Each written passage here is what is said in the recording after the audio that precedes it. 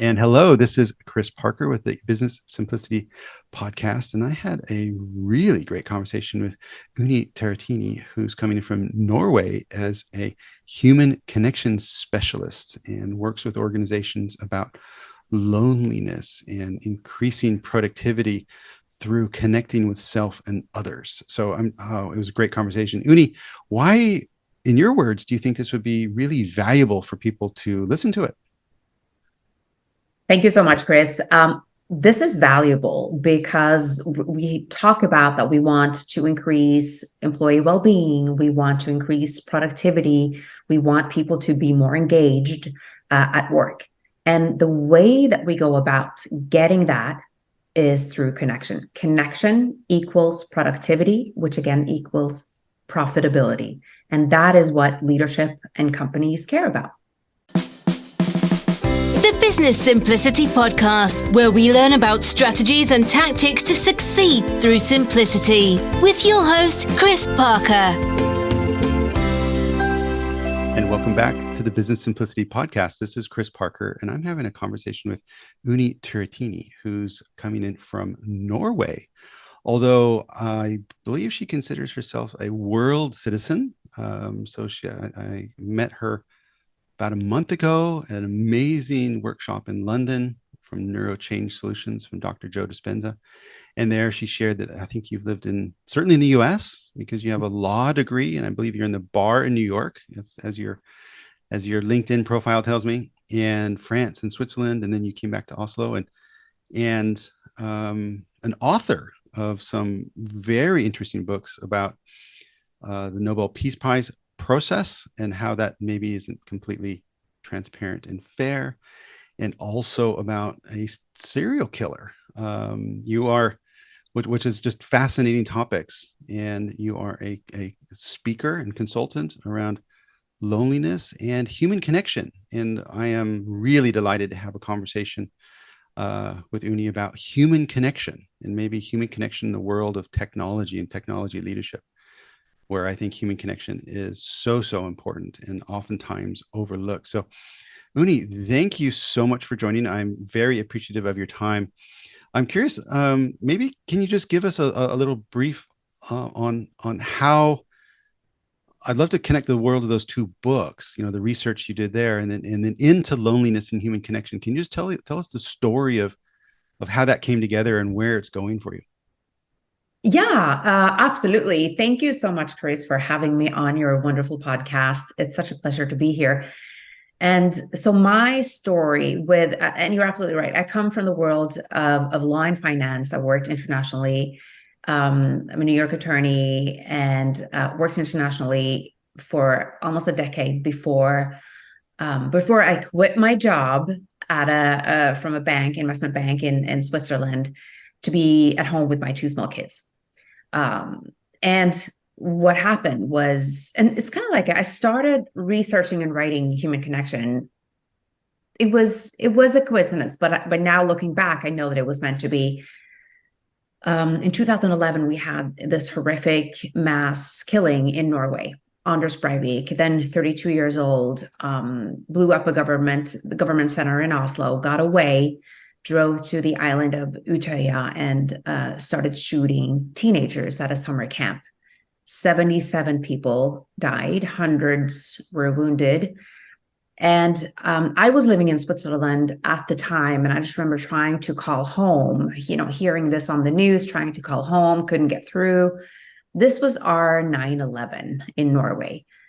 And I remember trying to make sense of it all, trying to figure out, how could this happen? How could this young man, all on his own, seemingly out of the blue, become a mass killer overnight? And then as I started studying his case and also studying a lot of other similar mass shooters cases around the world, I realized that it didn't happen overnight at all. This, had been in planning for a long time, and a lot of unhappiness and disconnection leading up to the event. And I realized at some point in that process, while I was writing my book, I realized that that Breivik felt really out of place. He felt lonely. He felt like he didn't have a place in society. He felt very disconnected and empty. And I knew that feeling. I had been feeling that way for a big part of my life, big portion of my life, even when I had it all on paper, even then, as a mom of two healthy kids, I'd had a great career in law and finance. I married the best man I could have wished for. And I had a good life. I was connected. I had a lot of people around me and great people around me. And yet I felt dissatisfied, empty, and lonely. And there was something that stirred inside of me and that made me, from that point, dig into human connection and loneliness after that first book.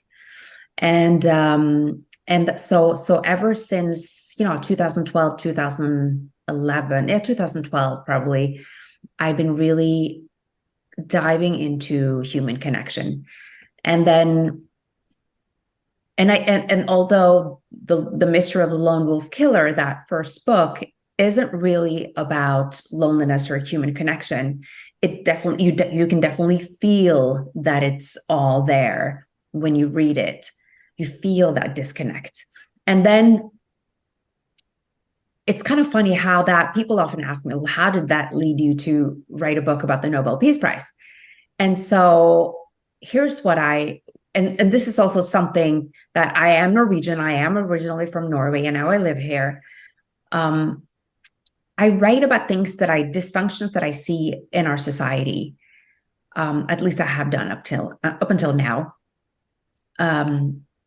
And really seeing the things that are not functioning the way they should be and why.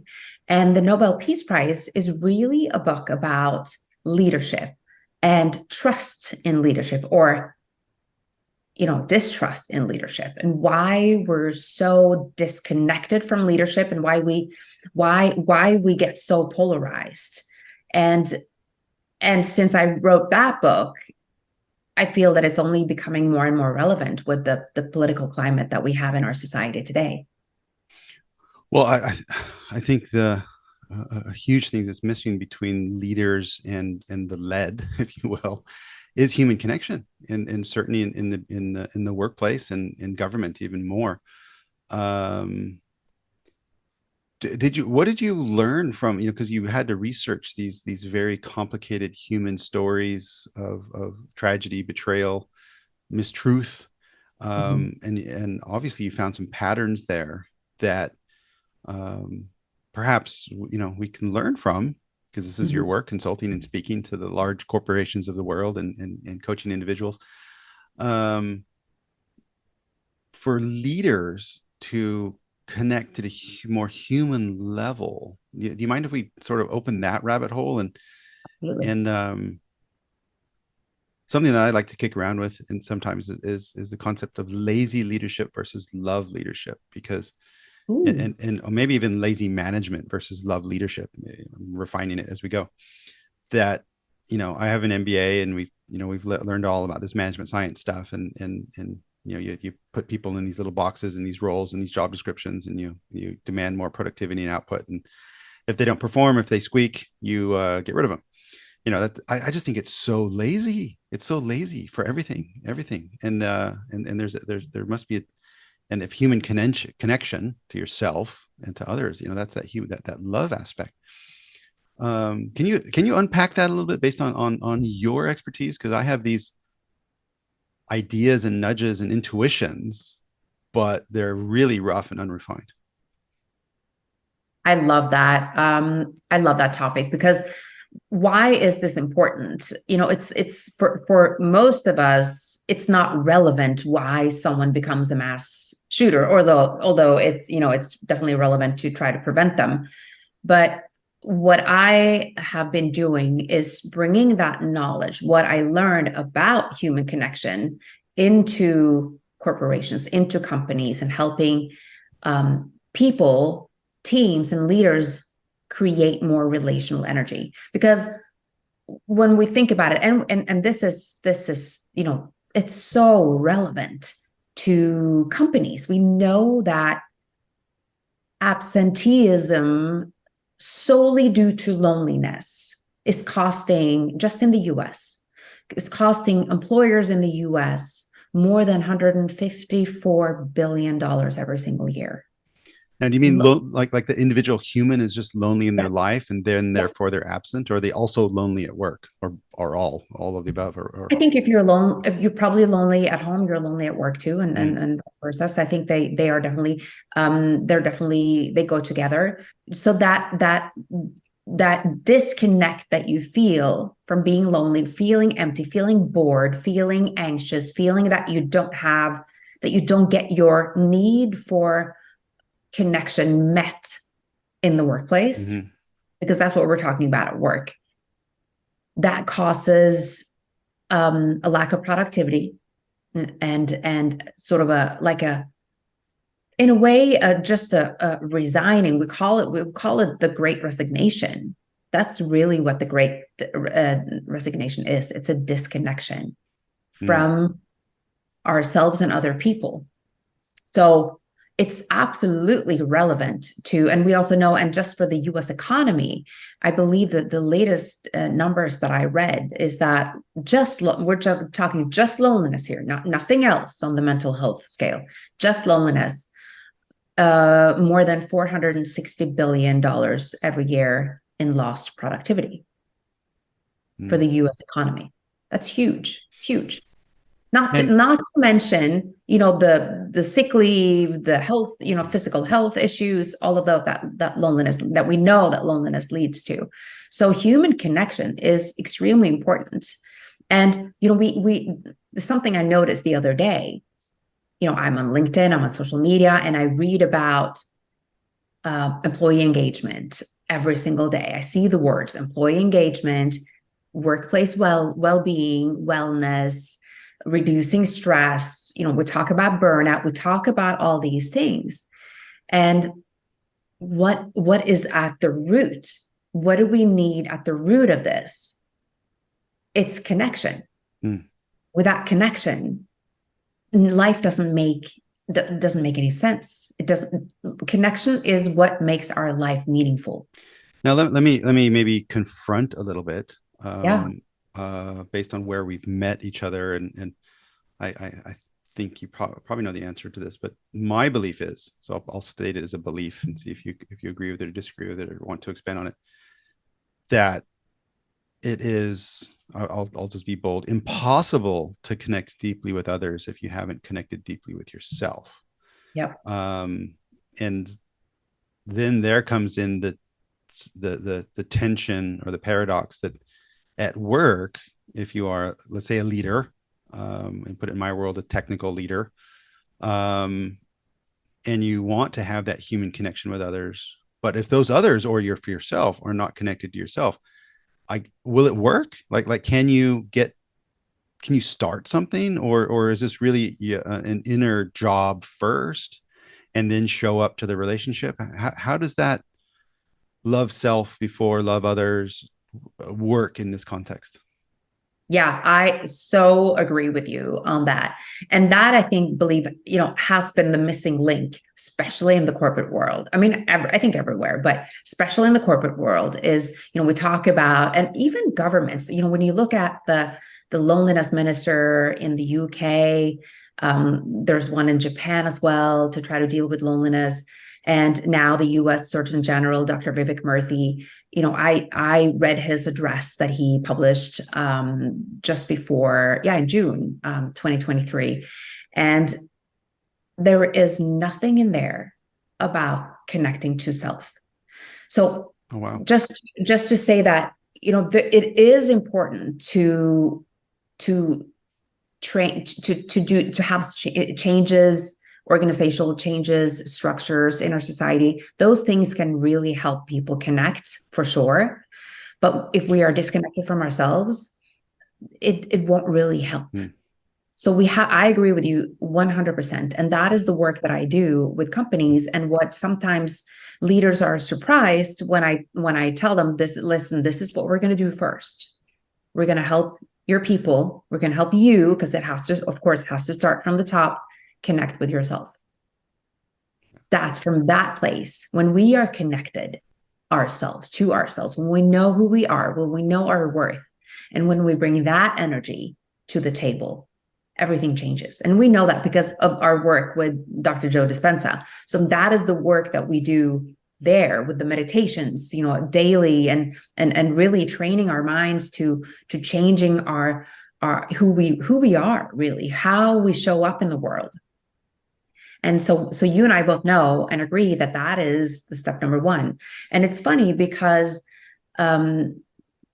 there's several researchers on human connection that is talking about the 3 levels of connections that you need. The first one is the intimate connection, which is one or a handful of people that you can trust and be vulnerable with.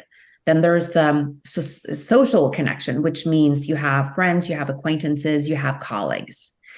And then the third level of connection is societal connection, meaning that you feel that you have a sense of belonging in your community, in a larger group, within your country, perhaps.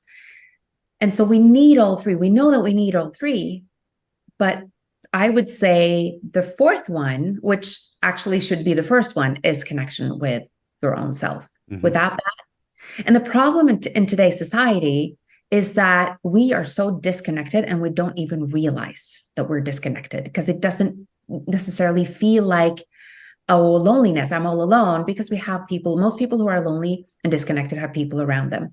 And what's standing in the way of human connection, the biggest thing that's standing in our way is survival mode. I don't know what you have experienced with that. There's so much going on in my mind. There's let me throw up three paths and see where you want to go. One, I had a physical reaction to the title loneliness minister, because just the fact that it exists in that word, in that word is. So one thing I'd like to unpack is, maybe, is there a better word for that? How can you couch this in a better way? And the second thing is, I'm curious if you're open to go back into your time. I think it was in New York, where you felt very lonely. And I'm curious, on those 3 or 4 dimensions, looking back, are you able now to understand a bit why? And then a lot of this, I think, also can really connect back to stress and. Mm-hmm. And, because if you are, in that, I think, that state of stress, that's the state of anxiety, and not connected to yourself, I think that's where burnout comes from. And that's probably where some of these other negative psychological issues that might even lead to, mass murdering and those types of things in the ultimate extreme. So I know it's a bad podcast interviewer practice, but which of those 3 rabbit holes are you most interested to go down? I think they're all interesting, but just real quick to talk about the term loneliness minister, I agree with you that perhaps human connection minister would be a term, a more positive spin on it.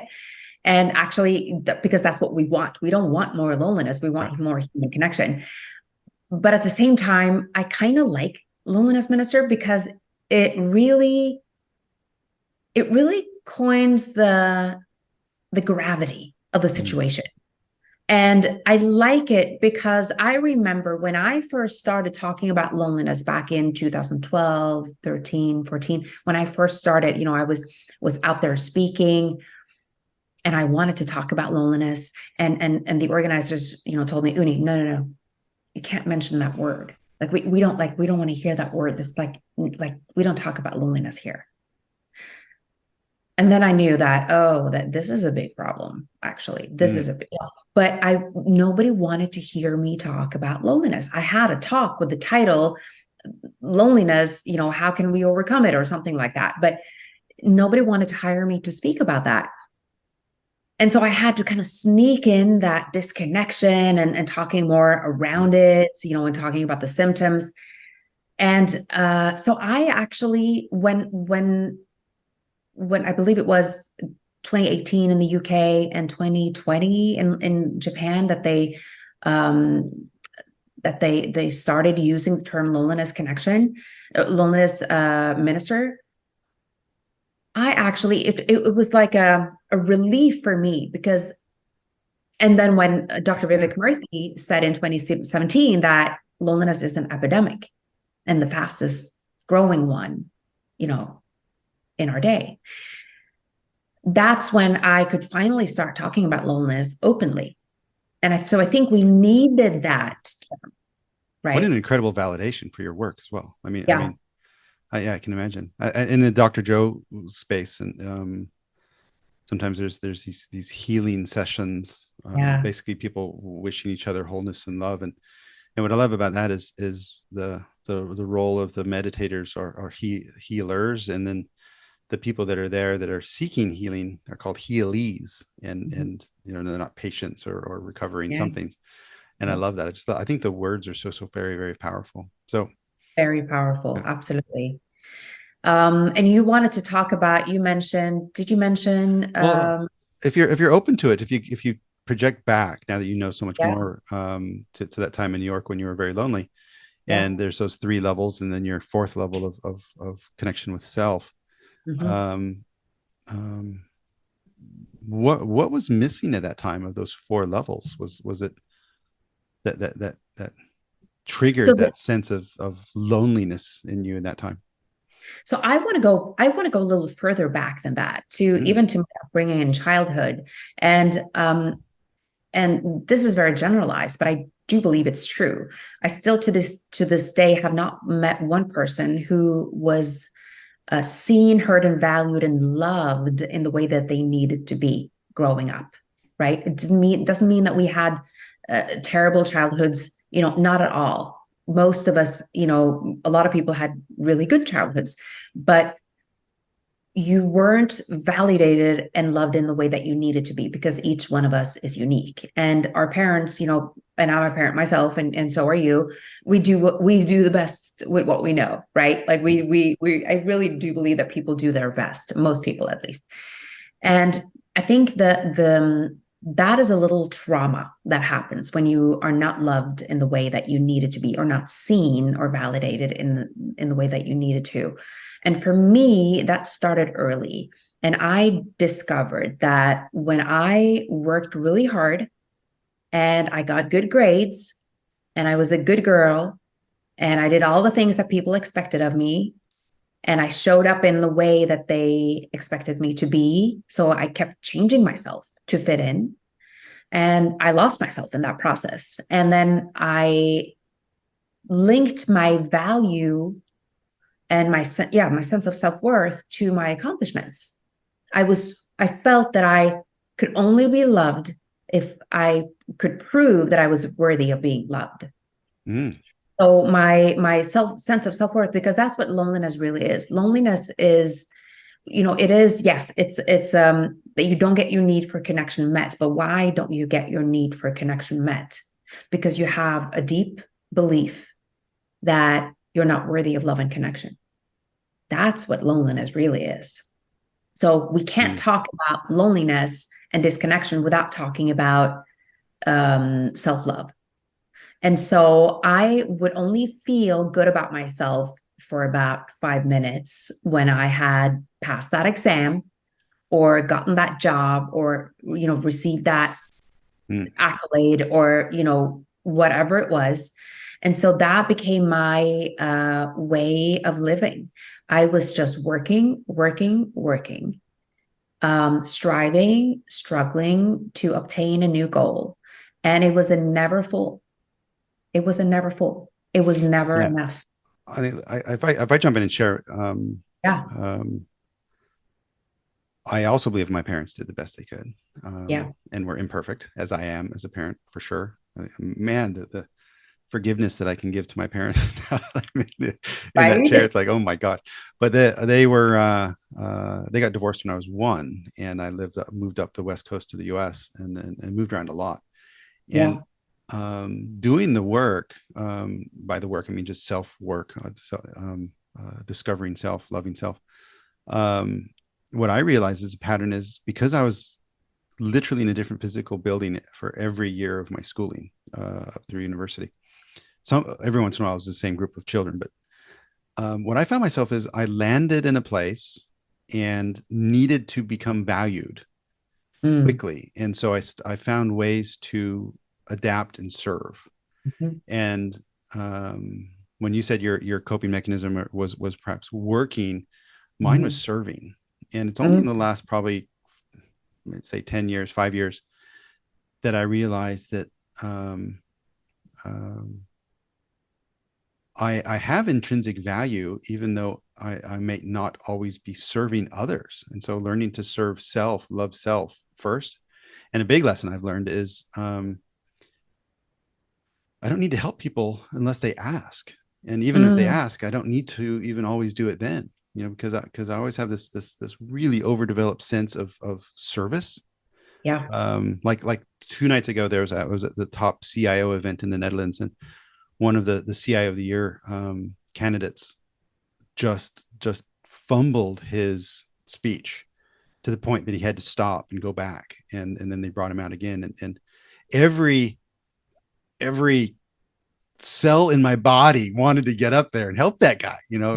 but I was like, this is not my fight. I don't even know this man. Like, Yeah. what is that? I did the day after send him a message that the fact that he recovered himself, got up, and then delivered it was the best show of leadership that I saw in that Yeah. whole day, and he seemed to be Yeah. very appreciative of that. Yeah. But um Can I jump in with that? Because go. I'm super, that's something very interesting to me because one of the things that I say is, like one of the things we can do to overcome our disconnection and loneliness is to focus on other people, is to contribute. Because when you give of yourself, you focus on and you see that the happiness that you can bring, even if it's just a little moment of sharing a 30-second conversation with someone that you meet in the elevator, is can make someone's day. Hmm. And that makes you feel really good. And what's happening when you help someone is that relational energy is created. And so what I say at companies is that companies need to facilitate people asking for help more and people offering to help more, Hmm. because that's how you create that bond.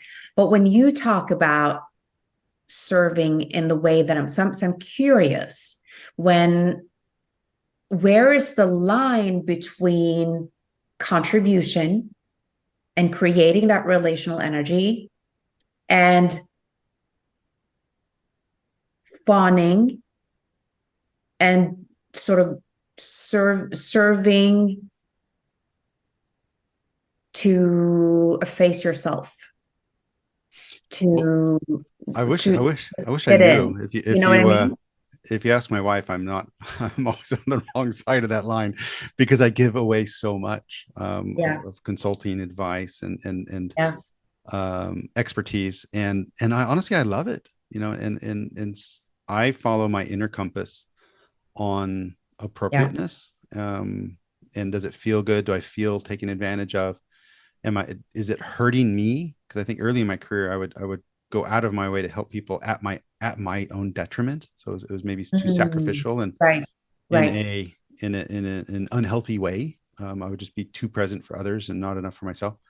And so I think I don't know where that line is, but I know where the compass is Yeah. on when I'm, for example, doing some Dr. Joe work, and I've been doing my meditation, and I am calm in my body, and I'm in touch with myself. Mm. Then my inner compass, I think, is quite trustworthy.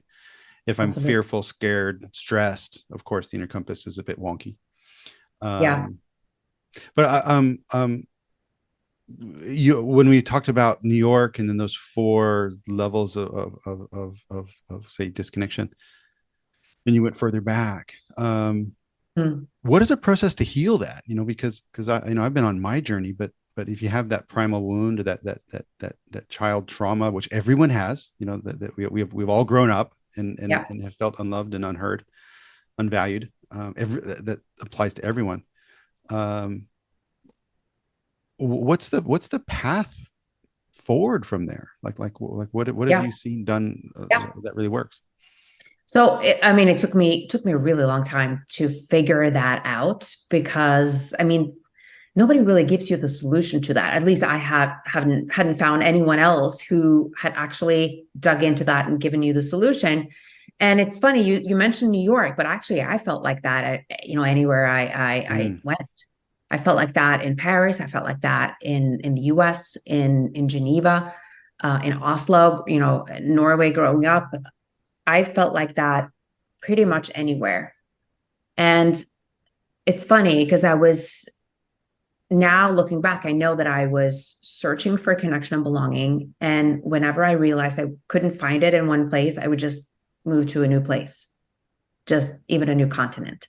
So that's how desperate I was really to find that place, one place to come home. And so for me, the starting point really, and then when I realized, and that's something, and that was really in the process when I was researching these mass killers, coming back to them, is that I realized at some point that these mass killers, these monsters, and me, we're not that different. We were both, we were all of us really disconnected, feeling dissatisfied with our lives, and we didn't really know what to do about it.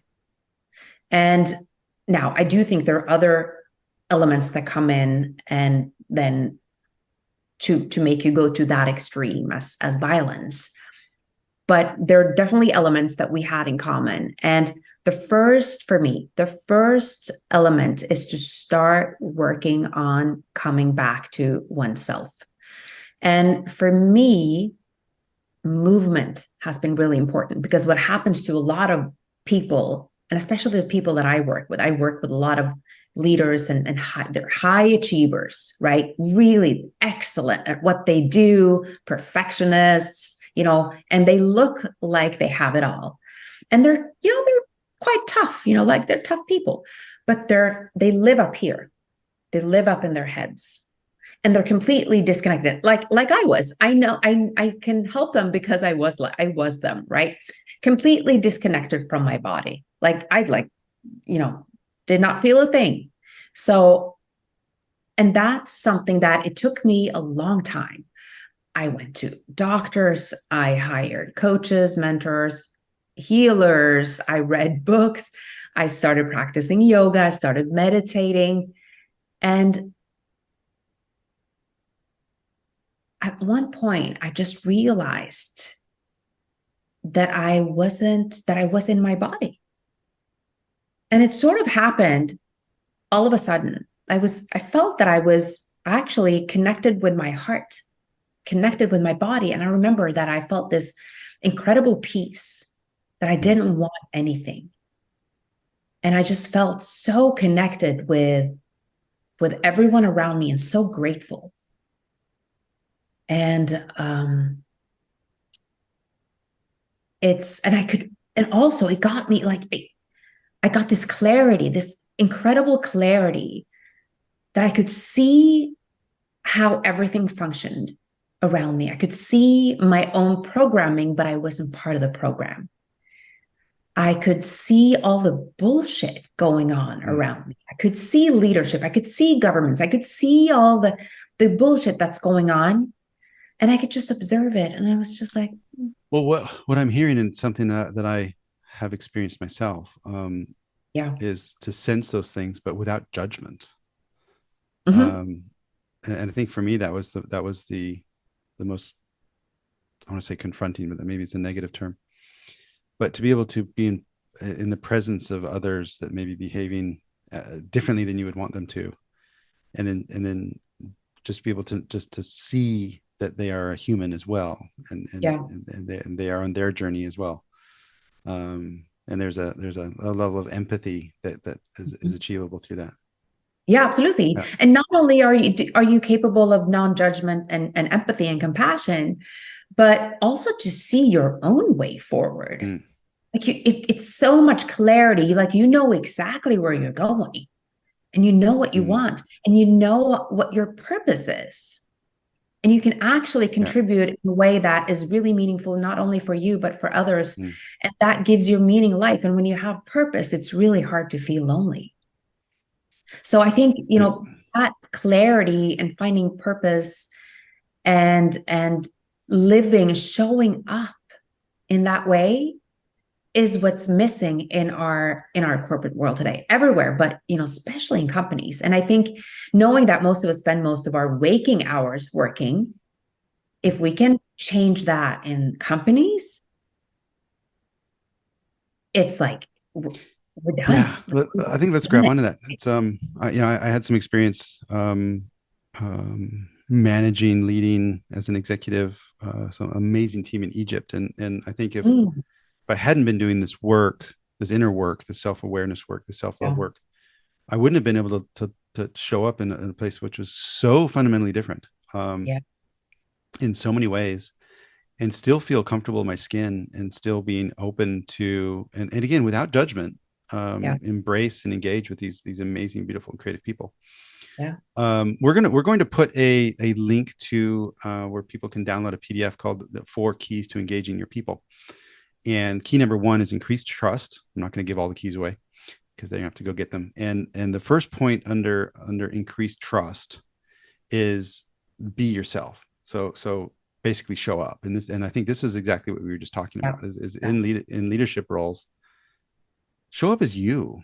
And what I see, without naming names recently, is there is it's so obvious now when someone shows up as their imaginary CEO self, as opposed to when they show up as their authentic human self. Because in today's day and age, in business, it's so volatile and uncertain that no one knows the answer of what's going to happen tomorrow. And if people show up as the alpha CEO, pretending that it's just not going to work. And how glorious would it be if that executive team shows up as themselves and gives themselves the forgiveness of not knowing every answer, and like you said, inviting help from the others, and giving help to the others. Like what an amazing team that would be. Yeah, exactly. And I think part of increasing trust or restoring trust is taking responsibility for everything. And we know how effective it is when a leader goes out and says, I'm sorry, I messed up. Now I know better, I'll do better. It's so effective. But how many leaders do we see doing that? Like hardly any. Yeah. The powerful of I'm sorry, or I don't know, or the powerful of even just doing nothing. Yeah. It's like, okay, sort it out, people. What a gift that is. So yeah, exactly. So they're definitely, you asked for tools, for how, like, where do we even begin? And for me, the beginning is facilitating this connection with oneself. And we can do that through breath, very easy. And we know that breath is one of my favorite ways, actually, to really quickly deactivate survival mode, because it really is about deactivating survival mode. And we know that, especially coming out of the pandemic, even if we have been out of it now for a while, so many of us are still in constant survival mode. And we know that it's not possible to, when we're in survival mode, we are disconnected from the frontal lobe of our brain, which is the CEO of our life, right? It's not a time to restore. It's not a time to connect, to collaborate. It's just not a time for that, because it's not necessary for your survival. So facilitating, for companies to facilitate exercises like breath, like short meditations, to deactivate survival mode at the beginning of the day, and giving that gift to their people. What they're doing really is that they're creating more productive and profitable employees. So it's a win-win, right? And it doesn't take that much. So that is the beginning of that. And then, of course, we need to restore trust. We need to help people contribute more. And yeah, there are several other tools too, but I think I cannot stress how important it is, like you said at the beginning, to reconnect with ourselves. Take the time to get out of survival mode. Connect to yourself, connect with others. So Unni Turrettini, thank you so much. We're sadly coming to the end of this. We will put a link to the PDF, the 4 keys to engaging your people, as well as links to your website and your social channels. And I would invite, if people want to increase human connection in their organization, I know your schedule, you're sort of popping all over the world doing workshops and engagements with people. So I imagine any larger organization that wants to bring some of this energy into their workplace, into the leadership team, please reach out to Unni. So Unni, thank you so much for this. That was a meaningful conversation. I appreciate it. Yeah, me too. Absolutely. Thank you. Thank you for listening. Visit ebullient.com to download the Simple Business Design Framework. Don't forget to like and subscribe to the podcast on your favorite player.